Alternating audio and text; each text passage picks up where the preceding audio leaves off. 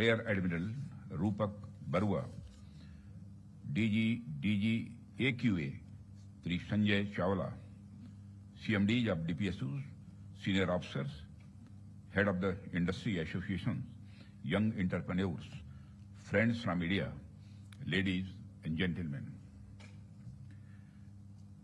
जिस समय secretary defence production welcome speech दे रहे थे तो उन्होंने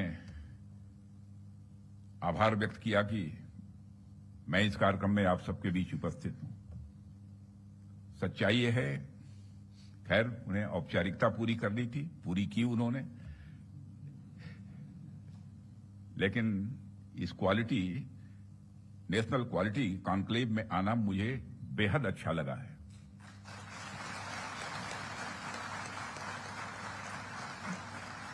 वैसे ऑर्डिनरी कॉन्क्लेव में तो हम लोग जाते रहते हैं, तो क्वालिटी कॉन्क्लेव में आने में क्या आपत्ति हो सकती है।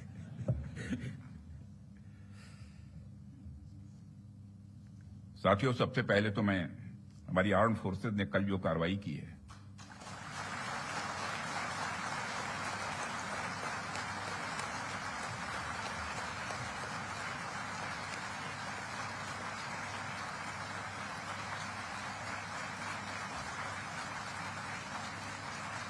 और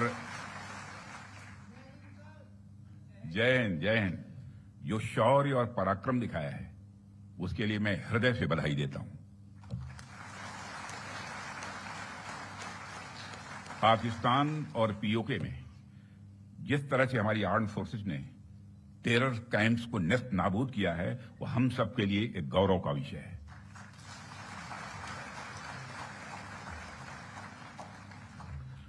साथियों, आप सभी नेशनल क्वालिटी कॉन्क्लेव का आयोजन ये आपका चल रहा है। क्वालिटी की क्या भूमिका होती है, यह क्या रोल अदा करती है, इसका नमूना हमने कल देखा।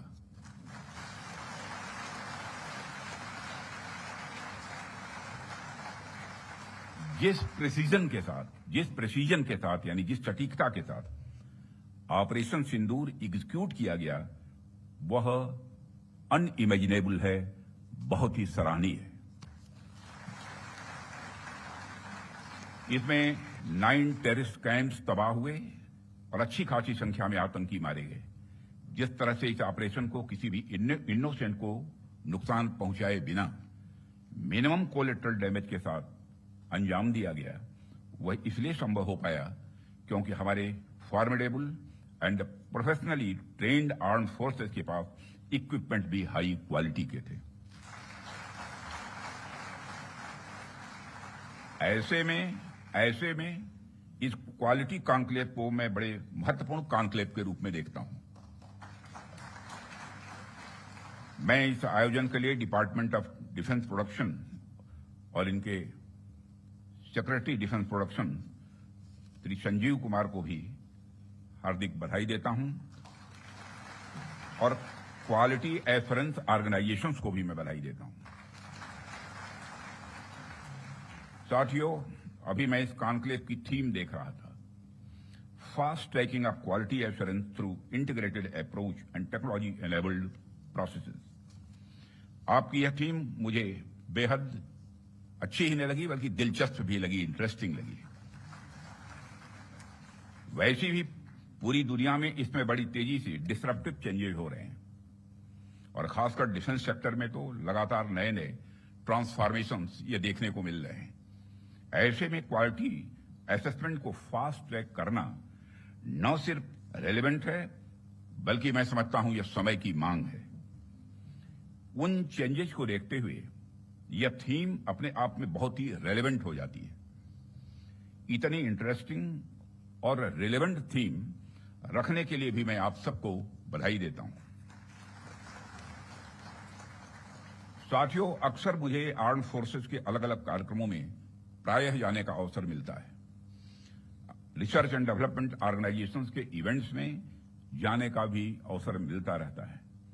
प्राइवेट सेक्टर द्वारा आयोजित कार्यक्रमों में भी मैं प्रायः जाता ही रहता हूं, परंतु आज का यह जो मंच है, यह अपने आप में बड़ा अलग है और एक विशिष्ट मंच है। मैं ये देख रहा हूं यहां कई सारे लोग हैं जो अलग अलग फील्ड्स में महारत जिन्होंने हासिल की है, महारथी बैठे हैं यहां।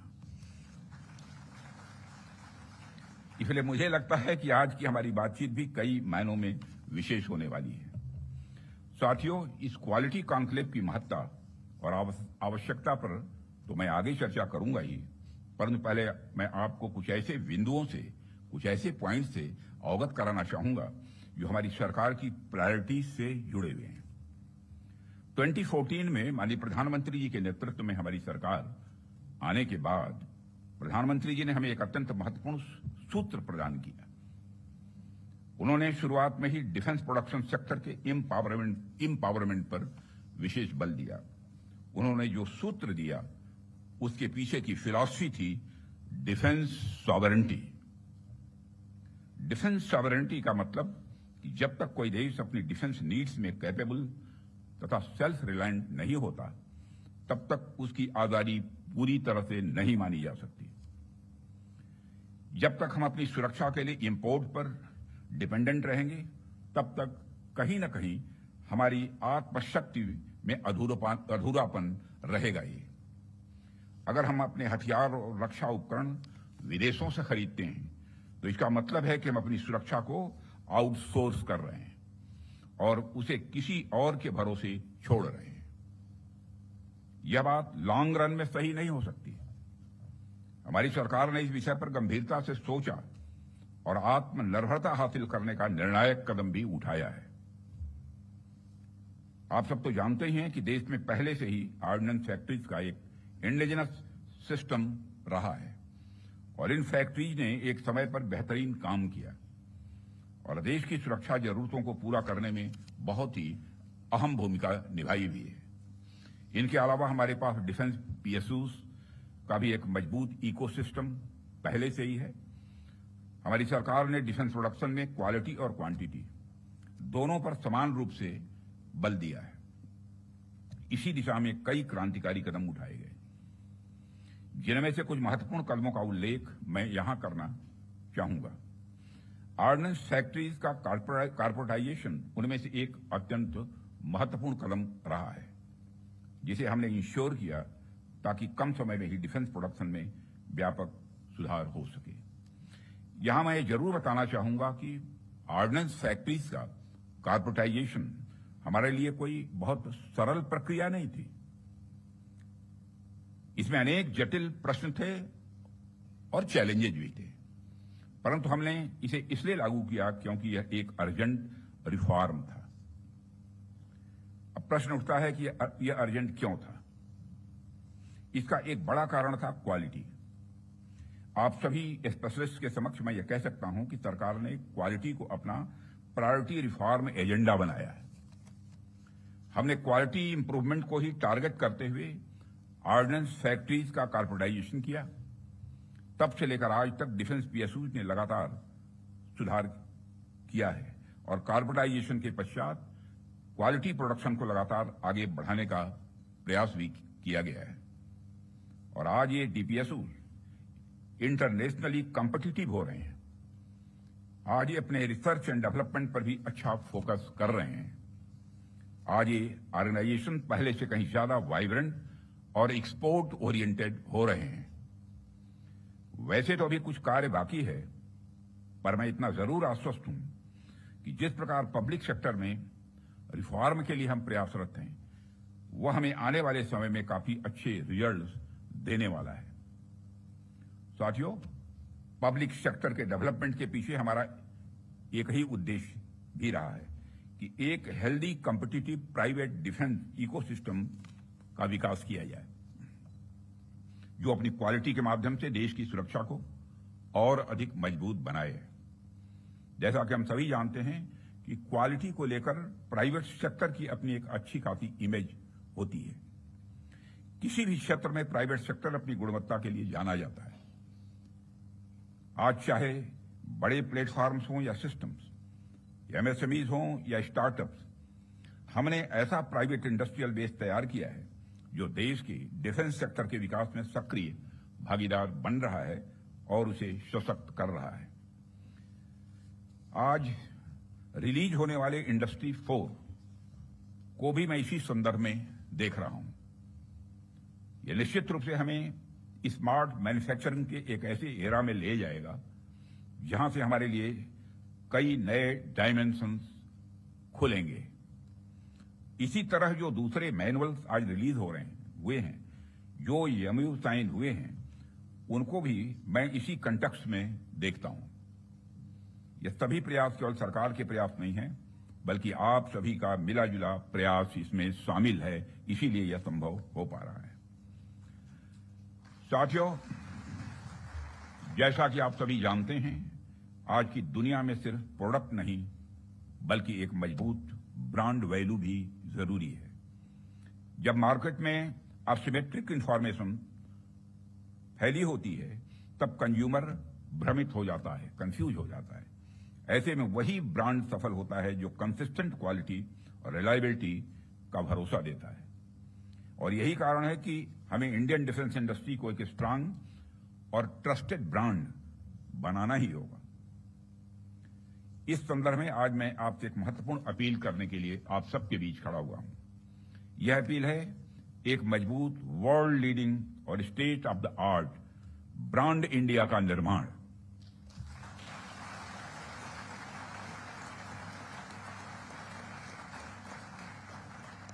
ताकि दुनिया की डिफेंस मार्केट में प्रोडक्ट्स को लेकर जब कंट्रीज के मन में डाउट हो तो वह ब्रांड इंडिया को चूज करे। Whenever in doubt, go for India। यह हमारी यूएसपी होनी चाहिए, यही हमारी यूएसपी होनी चाहिए। ब्रांड इंडिया का मतलब है कि अगर किसी इंडियन कंपनी ने कुछ प्रॉमिस किया है वो होगा ही होगा, होकर ही रहेगा। किसी प्रोडक्ट की भला फला रेंज तक मारक क्षमता है तो होगा ही होगा, यह भरोसा होना चाहिए।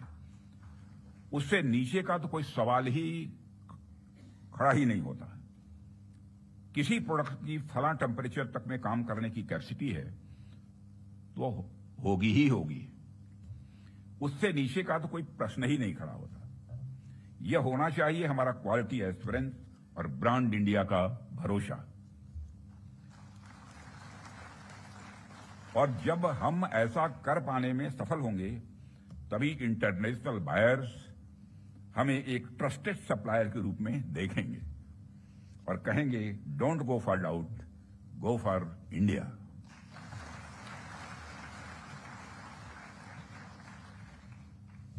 साथियों, मैं समझता हूं कि इस दिशा में प्रयास करने का यह सबसे उचित समय है, क्योंकि इस समय जो परिस्थितियां चल रही हैं उसे आप सब देख रहे हैं। हमारे रीजन में ही आज जो स्थितियां उत्पन्न हो रही हैं उससे आप सभी अवगत ही नहीं हैं बल्कि अच्छी तरह परिचित हैं। हमने हमेशा एक रिस्पॉन्सिबल नेशन होने का रोल बड़े संयम से निभाया है, सदैव निभाया है। हम लगातार इस बात के पक्ष कर रहे हैं कि समस्याओं का समाधान बातचीत के जरिए से हो, परंतु इसका अर्थ यह नहीं है कि हमारी सहनशीलता का कोई नाजायज फायदा उठाए। यदि कहीं कोई हमारे इस संयम का फायदा उठाने की कोशिश करता है तो उसे कल की तरह ही क्वालिटी कार्रवाई का सामना करने के लिए भी पूरी तरह से तैयार रहना होगा।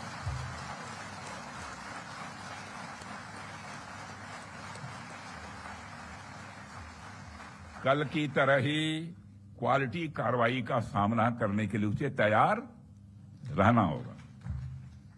भारत की संप्रभुता की सुरक्षा में कोई भी हद हमारे लिए बाधा नहीं बनेगी, इसका मैं देशवासियों को भरोसा देता हूं। मित्रों,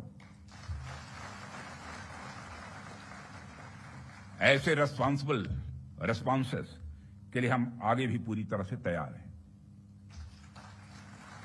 और यदि हमारी यह तैयारी बनी हुई है तो इसमें आपका एक बहुत बड़ा रोल है, बहुत ही महत्वपूर्ण रोल है। इसके लिए मैं आप सबको बधाई देना चाहता हूं, आप सबकी मैं सराहना करता हूं। भारत का यह expanding defence industrial universe, Bharat का यह expanding defence industrial universe Bharat को एक अभूतपूर्व संबल प्रदान कर रहा है। और इसी प्रकार अगर हम आज के ग्लोबल सिनेरियो पर नजर डालें तो ग्लोबल ऑर्डर में हमें बड़े बड़े चेंजेस देखने को मिल रहे हैं। हमारे सामने कई अनसर्टेन डायमेंशंस ओपन हो रहे हैं। यूरोप से लेकर एशिया तक हर जगह कॉन्फ्लिक्ट्स बढ़ते जा रहे हैं। Ukraine Russia conflict, Israel Palestine tension और मिडिल ईस्ट अनरेस्ट ने यह साबित कर दिया है कि ग्लोबल स्टेबिलिटी आज अपने आप में बहुत ही फ्रेजाइल है। अभी पिछले कुछ समय से हमें यूरोपियन यूनियन और नाटो के सिक्योरिटी सिनेरियो में भी काफी हद तक बदलाव देखने को मिल रहा है। जो यूरोपियन यूनियन एक समय पर बड़े स्तर पर नाटो पर डिपेंडेंट था, वही यूरोपियन यूनियन आज बड़े स्तर पर रीअर्मामेंट की ओर तेजी से बढ़ रहा है। जाहिर सी बात है कि जब विकसित देश रीअर्मामेंट की तरफ बढ़ेंगे तो आर्म्स एंड इक्विपमेंट की डिमांड भी स्वाभाविक रूप से बढ़ेगी। बढ़ेगी क्या, बल्कि मैं यह कह सकता हूं कि यह डिमांड लगातार नई ऊंचाइयां छू रही है। हाल ही में मैं Stockholm International Peace Research Institute की एक रिपोर्ट पढ़ रहा था और अभी कुछ दिन पहले उन्होंने एक रिपोर्ट जारी की है और उसी रिपोर्ट में यह बताया गया है कि वर्ल्ड मिलिट्री एक्सपेंडिचर 2024 में $2,718 बिलियन तक पहुंच गया है, जो अपने आप में मैं समझता हूं कि बहुत बड़ी बात है। यदि मैं और मेरे कहने का अर्थ यह है कि चाहे डोमेस्टिक डिफेंस रिक्वायरमेंट हो या इंटरनेशनल, आज आर्म्स एंड इक्विपमेंट तथा डिफेंस प्रोडक्ट्स की रिक्वायरमेंट पहले से कहीं ज्यादा है और आपके द्वारा किए जा रहे प्रयासों से इस देश का जो डिफेंस मैन्युफैक्चरिंग सेक्टर है वह ब्रांड इंडिया फिलॉसफी के साथ विश्व में अपना सिक्का जमा सकता है। साथियों, ऐसा नहीं है कि यह बात मैं सिर्फ कहने के लिए कह रहा हूं, हमने पास्ट में ऐसा करके दिखाया है। यदि मैं आंकड़ों की बात करूं तभी 2024-25 के फाइनेंशियल ईयर में हमारा डिफेंस एक्सपोर्ट अप्रॉक्सीमेटली 24,000 करोड़ के रिकॉर्ड आंकड़े को पार कर गया है और यह हम सबके लिए प्रसन्नता की बात है कि हमने इस लक्ष्य को प्राप्त किया है। लेकिन हमें यहां पर रुकना नहीं है, हमारा लक्ष्य इससे कहीं अधिक बड़ा है और हमने निर्धारित किया है कि 2029 तक डिफेंस एक्सपोर्ट को कि इस आंकड़े को बढ़ाकर हमको 50,000 करोड़ तक ले जाना है और 2047 तक जब हम पूर्ण विकसित एक डेवलप्ड नेशन के रूप में खड़े होंगे, राष्ट्र बनेंगे, उस समय तब तक तो हमें दुनिया का सबसे बड़ा डिफेंस एक्सपोर्टर बनना है। लक्ष्य बड़ा होना चाहिए, तभी हम कुछ कर सकते हैं। इतने बड़े लक्ष्य की प्राप्ति के लिए बेहद जरूरी है कि हम अपने डिफेंस इक्विपमेंट की क्वालिटी को लेकर पूरी दुनिया में एक ट्रस्ट डेवलप करें, लोगों का दिल जीतें, लोगों का भरोसा जीतें। डिफेंस इक्विपमेंट का एक्सपोर्ट करने से पहले हमें इस ट्रस्ट को एक्सपोर्ट करना पड़ेगा। डिफेंस इक्विपमेंट का एक्सपोर्ट करने से पहले हमें उस ट्रस्ट को एक्सपोर्ट करना पड़ेगा, तभी यह होगा। साथियों, इसके लिए हमें क्वालिटी को लेकर किसी पर्टिकुलर डिपार्टमेंट की रिस्पांसिबिलिटी या प्रोडक्शन प्रोसेस के स्टेज तक ही सीमित करके नहीं देखना होगा, बल्कि क्वालिटी हमारी गाइडिंग फिलॉसफी होनी चाहिए, हमारा यह कल्चर होना चाहिए जो डिफेंस मैन्युफैक्चरिंग में शामिल हर डिसीजन, हर डिजाइन और हर प्रोसेस और हर इंडिविजुअल तक अपना इन्फ्लुएंस रखे। हमारा पूरा डिफेंस इकोसिस्टम तभी मजबूत हो सकता है जब हम क्वालिटी बेंचमार्क्स को गंभीरता से लेंगे।